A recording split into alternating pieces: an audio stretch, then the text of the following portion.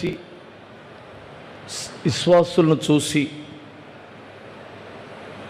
మనల్ని ప్రశంసించే వాళ్ళను చూసి, మనం ఎక్కడైనా కుర్చీ వేసుకొని కూర్చుంటే మన చుట్టూ నలుగురు కూర్చొని మన మాటలు వింటున్నారని, అది మన ఆత్మీయతని భావించొద్దు. అదే మన భక్తి. అందుకనే ఇంత పెద్ద చర్చి కట్టాం, అందుకనే ప్రజలు ఎంతమంది వస్తున్నారు అని అనుకోవద్దు. గర్వం అక్కడ నుండే స్టార్ట్ అవ్వచ్చు. ప్రమాదకరమైనది ఏమిటంటే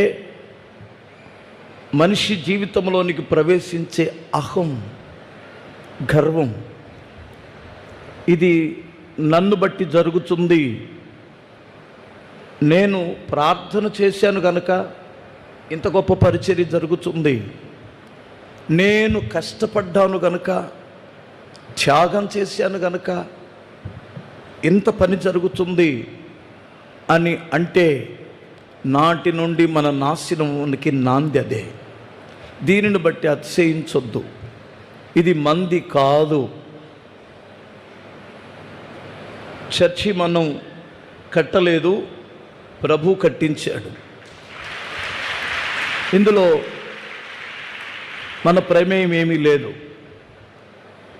ఒక్క ఆత్మను కూడా మనము కష్టపడి నడిపించింది లేదు. మీరు నమ్మండి, ఇది డిఫరెంట్గా ఉండొచ్చు మీకు. ఒక్క మనుషులను కూడా మనం నడిపించలేదు, ప్రభు నడిపించుకున్నారు, ప్రభు పిలుచుకొచ్చుకున్నాడు.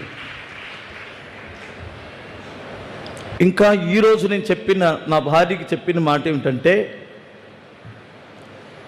ఆనాడేమైనా మనం కాస్త కూస్తో మన నిమిత్తం మన పిల్లల నిమిత్తం కొంచెం కష్టపడ్డాం, చర్చికి వచ్చేటువంటి వారికి వండి పెట్టాం, అది వాస్తవం. నువ్వు వారికి వండి పెట్టావు, కష్టపడి వారికి టిఫిన్ చేసావు, వంట చేసావు, వండి పెట్టావు. ఆ కష్టాన్ని చూశాడేమో దేవుడు. ఈరోజు నువ్వు ఇడ్లీ పిండి నానబోయట్లేదు, అట్టు పిండి నానబోయటం లేదు, వాటిని రుబ్బటం లేదు, కనీసం పొయ్యి మీద అట్లు కూడా పోయటంలా. నువ్వు నీ నోటి దగ్గరికి, నా నోటి దగ్గరికి, పిల్లల నోటి దగ్గరికి ప్రభువే తీసుకొస్తున్నాడు ఆ భోజనం.